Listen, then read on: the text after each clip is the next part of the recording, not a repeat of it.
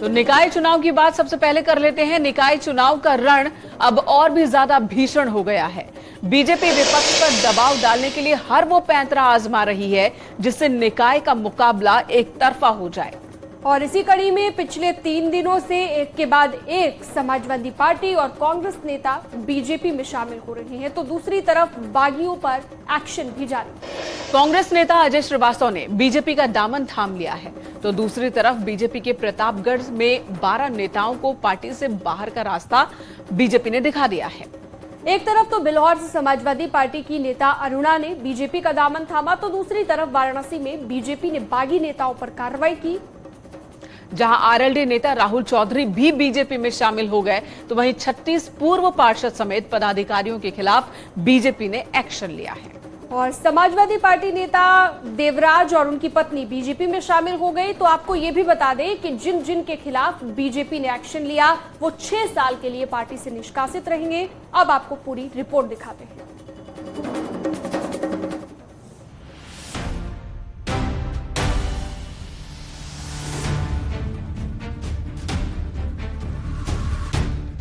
निकाय के रण में बीजेपी का जिताओ मिशन जारी है। एक तरफ बागियों पर एक्शन हो रहा है, तो दूसरी तरफ विपक्षी पार्टियों में सेंधमारी भी हो रही है और अखिलेश यादव के कुनबे को कमजोर किया जा रहा है। पिछले 3 दिनों में समाजवादी पार्टी के कई नेता और कार्यकर्ता बीजेपी में शामिल हो गए, तो ये जोड़ो तोड़ो का सिलसिला आज भी जारी रहा। इस बार समाजवादी पार्टी ही नहीं बल्कि आरएलडी और कांग्रेस के भी कई नेता और कार्यकर्ताओं ने बीजेपी का दामन थाम लिया।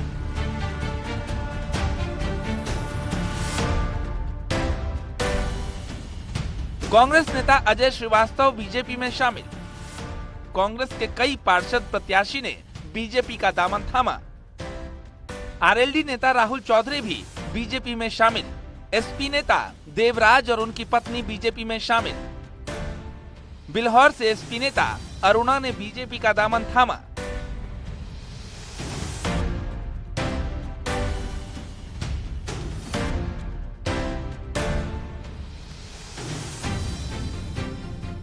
बीजेपी अखिलेश यादव से नाराज नेताओं और कार्यकर्ताओं को अपने पाले में ला रही है और पीएम मोदी और सीएम योगी के बेहतरीन नेतृत्व का संदेश दे रही है।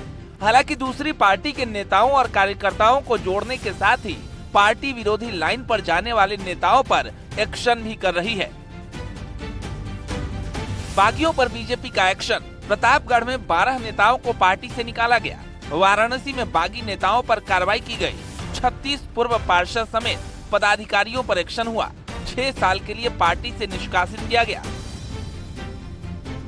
चुनाव भले ही निकाय का हो, लेकिन बीजेपी इसे हल्के में नहीं ले रही और विपक्ष को और कमजोर करने के लिए जोड़ तोड़ से भी पीछे नहीं हट रही, जिसका फायदा 24 के लोकसभा चुनाव में भी मिलने की उम्मीद है।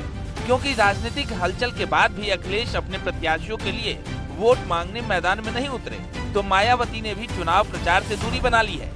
ऐसे में चुनावी मैदान में सिर्फ बीजेपी ही नजर आ रही है और कुनबे को और मजबूत किया जा रहा है। सभी पार्टी ज्वाइन करने वाले भाई बहनों का भारतीय जनता पार्टी के प्रदेश कार्यालय में उत्तर प्रदेश भारतीय जनता पार्टी की तरफ से आप सबका हृदय से स्वागत करता हूं, अभिनंदन करता हूं और भरोसा दिलाता हूं कि भारतीय जनता पार्टी एक परिवार की तरह आपको सम्मान के साथ आपको परिवार की तरह मानेगी और आप सबकी भी जिम्मेदारी है कि भारतीय जनता पार्टी की रीति नीतियों को हम आगे बढ़ाएंगे और माननीय प्रधानमंत्री नरेंद्र मोदी जी के नेतृत्व में उत्तर प्रदेश में भारतीय जनता पार्टी के अध्यक्ष आदरणीय भूपेंद्र सिंह चौधरी जी के नेतृत्व में, माननीय मुख्यमंत्री योगी आदित्यनाथ जी के नेतृत्व में हम प्रदेश में भारतीय जनता पार्टी को जन जन तक पहुंचाने का काम करेंगे। निकाय चुनाव से पहले अखिलेश यादव को झटके पर झटका लग रहा, बावजूद इसके वो चुनावी अभियान को धार देने की कोशिश तक नहीं कर रहे, क्योंकि जहां सीएम योगी एक दिन में 4-4 जनसभा का टारगेट लेकर चल रहे हैं, तो अखिलेश यादव अब तक एक भी रैली नहीं कर पाए, जो लाल सेना के लिए खतरे की घंटी से कम नहीं। और इसके परिणाम भी अब सामने आने लगे हैं। नेता और कार्यकर्ता समाजवादी पार्टी छोड़कर जाने लगे हैं। Bureau report, news 18।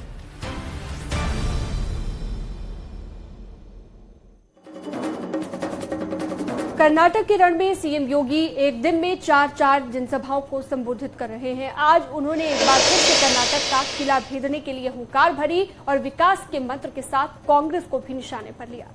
साथ ही पीएम मोदी पर विवादित टिप्पणी करने वाले कांग्रेस के अध्यक्ष मल्लिकार्जुन खड़गे पर उन्होंने हमला बोला और कहा कि ये प्रधानमंत्री का अपमान नहीं बल्कि देश का अपमान है। सीएम योगी ने कांग्रेस अध्यक्ष को लेकर कहा कि पीएम मोदी पर उनकी टिप्पणी बिल्कुल भी सही नहीं है। क्या इस उम्र में खड़गे जी को ये शोभा देता है, ये उन्होंने कहा, और ये दिखाता है कि कांग्रेस हार रही है। साथ ही सीएम योगी ने ये भी कहा कि प्रधानमंत्री का अपमान राष्ट्र का अपमान है। ये कांग्रेसी भारत का अपमान करते ही रहते हैं। भारत की 140 करोड़ जनता का अपमान है ये, जिसे इसी चुनाव में जनता सबक भी सिखाने वाली है। हम आपको दिखाते हैं पूरी रिपोर्ट।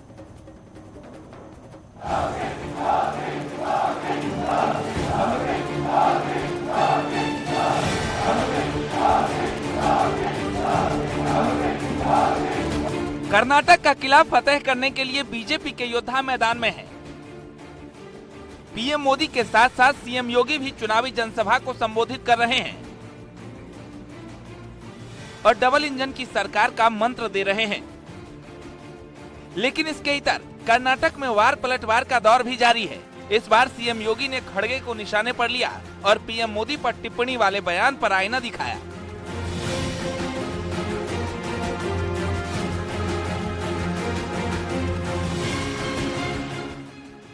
सीएम योगी ने कहा, प्रधानमंत्री का अपमान राष्ट्र का अपमान होता है, ये भारत का अपमान है और अब कांग्रेस को यहाँ की जनता ही जवाब देगी। 3 दिन पहले प्रधानमंत्री मोदी जी के खिलाफ किस प्रकार के अपमानजनक टिप्पणी कर रहे हैं। क्या इस उम्र में खड़गे जी को ये सब शोभा देता है? क्या ये शोभा देता है? भैया बहनों, प्रधानमंत्री का अपमान राष्ट्र का अपमान होता है। खड़गे जी कांग्रेस के अध्यक्ष होने के बावजूद प्रधानमंत्री जी के प्रति अपमानजनक टिप्पणी करते हैं, ये भारत का अपमान करते हैं, भारत की 140 करोड़ जनता का अपमान करते हैं। हिंदुत्व के फायर ब्रांड नेता योगी आदित्यनाथ कर्नाटक में एक दिन में 4 चुनावी जनसभा को संबोधित कर रहे हैं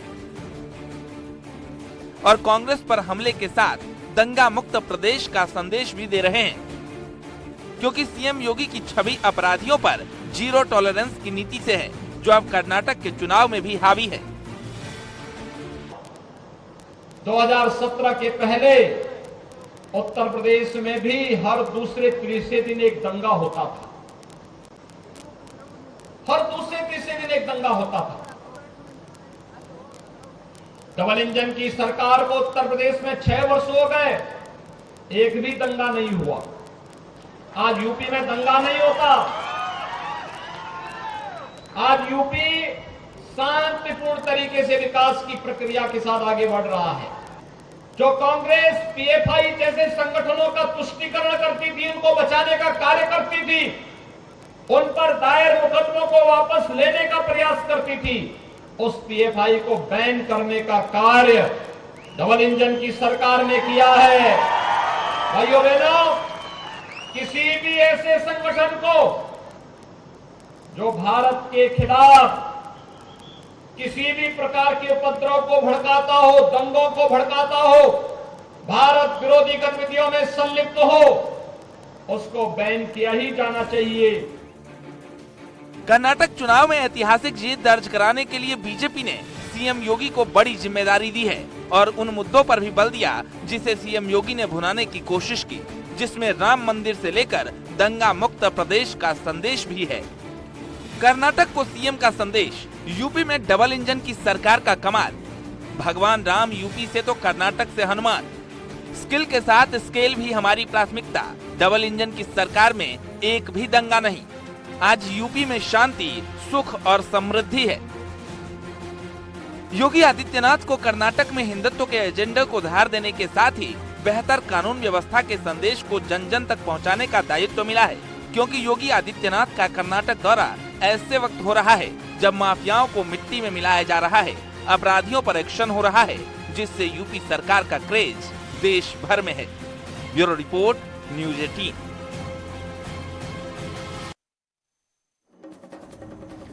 चलिए बात कर लेते हैं दिल्ली के जंतर मंतर पर चल रहे विरोध प्रदर्शन की। कुश्ती संघ के अध्यक्ष बृजभूषण शरण सिंह के खिलाफ दिल्ली में यौन शोषण के आरोप में मुकदमा दर्ज हो चुका है। बावजूद इसके पहलवानों का धरना प्रदर्शन जारी है।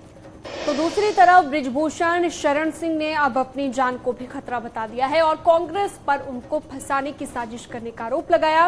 बृजभूषण ने कहा कि कांग्रेस के नेता उन्हें फंसाने के लिए पहलवानों का सहारा ले रहे हैं, लेकिन जब मामले की जांच होगी तो तस्वीर साफ हो जाएगी, दूध का दूध पानी का पानी हो जाएगा, ये कहना है बृजभूषण का।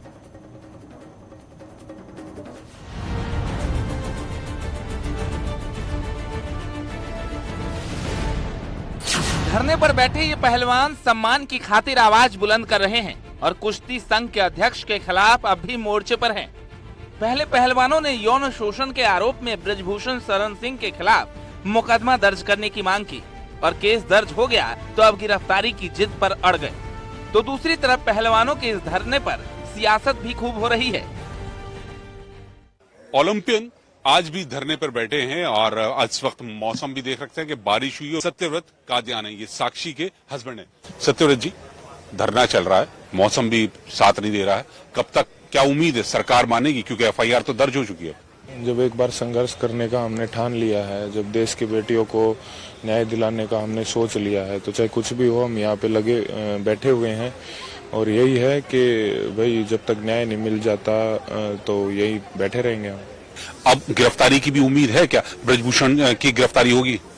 जी देखिए, जरूर होनी चाहिए और यही है हमारी मांग, तो यही थी कि कोर्ट के अंडर इन्वेस्टिगेशन हो तो जरूर हो जाएगी। और ये हमारी ये मांग नहीं है उनके इस्तीफे की, हमारा बस ये है कि जो हमारी जो इन्वेस्टिगेशन है वो कोई भी आदमी प्रभावित ना कर पाए। बृजभूषण शरण सिंह का दावा है कि पहलवानों का धरना प्रदर्शन राजनीतिक साजिश है जिसे कांग्रेस नेता के इशारे पर किया जा रहा है।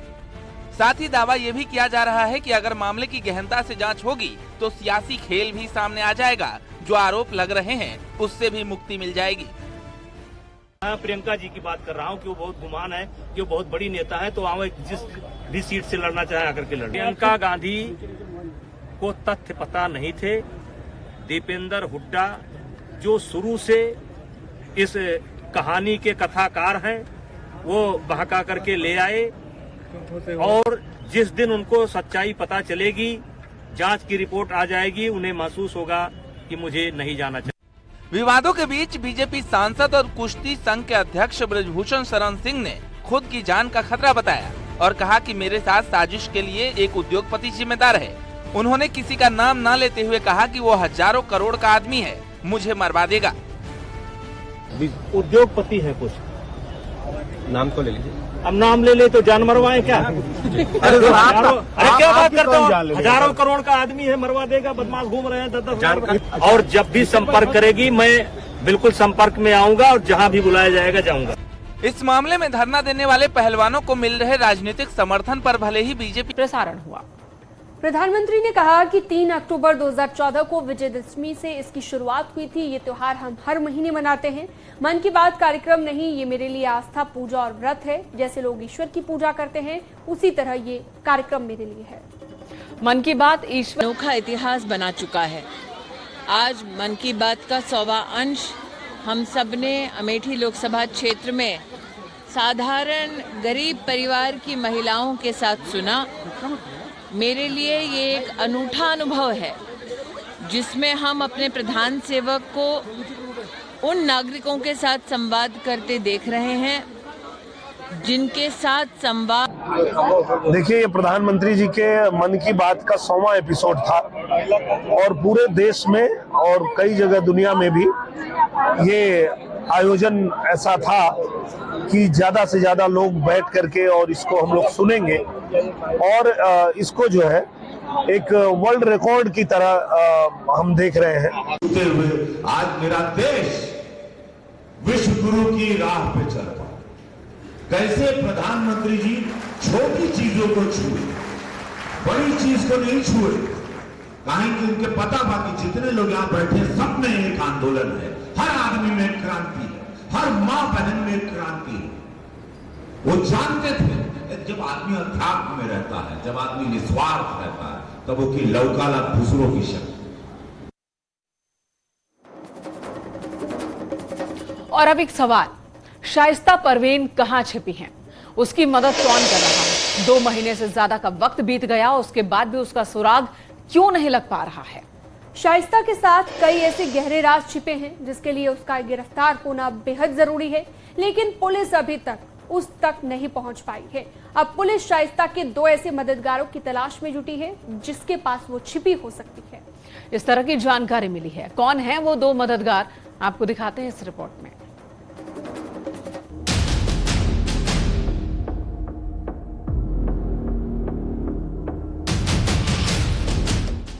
शाइस्ता फरार, रडार पर मददगार। अतीक का गनर, शाइस्ता को कवर। राज गहरा, चप्पे चप्पे पर पहरा। 2 माह से ज्यादा का समय हो गया है, शाइस्ता परवीन का कोई पता नहीं है। जांच एजेंसियां जगह जगह शाइस्ता परवीन की तलाश कर रही हैं। कछारी इलाके से लेकर कौशाम्बी और प्रयागराज के बॉर्डर के तमाम गांवों में तलाश किया गया है, लेकिन अब तक शाइस्ता परवीन का कोई पता नहीं चला है। शाइस्ता को तलाश रही एसटीएफ की टीम लगातार छापेमारी कर रही है, लेकिन लेडी डॉन का पता नहीं चल पा रहा है। अब वो लोग पुलिस के रडार पर हैं, जो शाइस्ता की फरारी में मदद कर रहे हैं। इस लिस्ट में कई नाम हैं, लेकिन 2 नाम अहम हैं, जिनमें एक है शाइस्ता की मददगार मुंडी पासी, जो कछार इलाके की रहने वाली है। दूसरा नाम है एहतेशाम, जो अतीक का गनर रह चुका है। सूत्रों के मुताबिक शाइस्ता परवीन उमेश पाल हत्याकांड से पहले कछार की रहने वाली महिला मुंडी पासी से मिली थी। इस दौरान शाइस्ता अतीक के गनर के साथ गई थी, जो उसको पुलिस की हर पल की सूचना दे रहा है। आशंका है कि महिला मुंडी पासी और गनर एहतेशाम दोनों शाइस्ता की फरारी में मदद कर रहे हैं।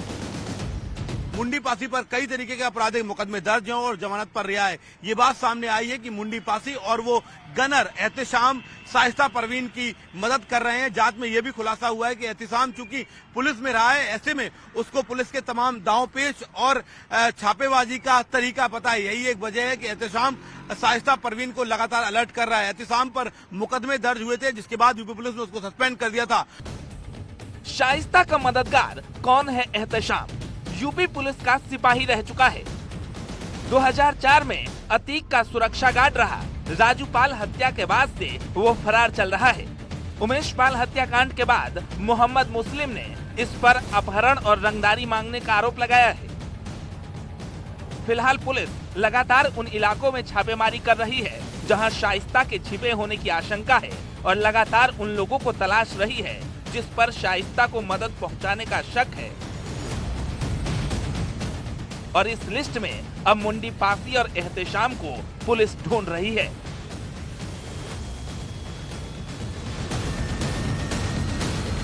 सबसे बड़ी जानकारी यही आई है कि माफिया अतीक अहमद के यूपी पुलिस से बर्खास्त सिपाही और उसके मददगार एहतेशाम और इसके साथ साथ अपराधी महिला मुंडी पासी लगातार शाइस्ता की मदद कर रही हैं, जिसकी वजह से शाइस्ता जांच एजेंसियों की गिरफ्त में नहीं आ रही है। लेकिन जांच एजेंसियां लगातार लगी हुई हैं। शाइस्ता के साथ ही साथ उसकी ननद आयशा नूरी और उसकी देवरानी यानी कि अशरफ की पत्नी जैनब फातिमा को लेकर भी जांच एजेंसियां तलाश कर रही हैं। लेकिन टॉप अगर प्रायोरिटी किसी को दी जा रही है तो वो शाइस्ता की, क्योंकि शाइस्ता को गिरफ्तार करने के बाद ही शूटर्स को लेकर तमाम जानकारियां और किस तरह से जेल से हत्याकांड की साजिश रची गई, इसको लेकर बड़ा खुलासा हो सकता है। तो ऐसे में अब जांच एजेंसियों को सरगर्मी से शाइस्ता परवीन की तलाश है। अब देखना यह है कि जांच एजेंसियां कब तक शाइस्ता परवीन तक पहुंचती है। कैमरा पर्सन संजीव मिश्रा के साथ सर्विस दुबे, न्यूज 18 प्रयागराज।